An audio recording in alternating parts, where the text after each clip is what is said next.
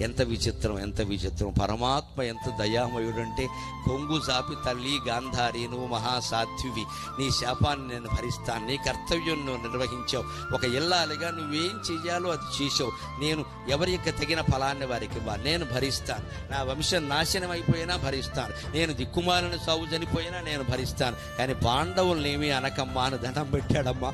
అది కృష్ణ పరమాత్మ. ఇన్ని వేల పూజలు చేస్తే ఆ మహానుభావుడు రుణం తీరుతుందండి జాతికి. ఎంత శాంతిమూర్తి, ఎంత శాంతిమూర్తి! కృష్ణుడు అనగానే ఎంత 16,000 17,000 ఎదవలెక్కలేస్తారేటండి ఇక్కడ. ఎంత శాంతమూర్తి, ఎంత త్యాగమూర్తి!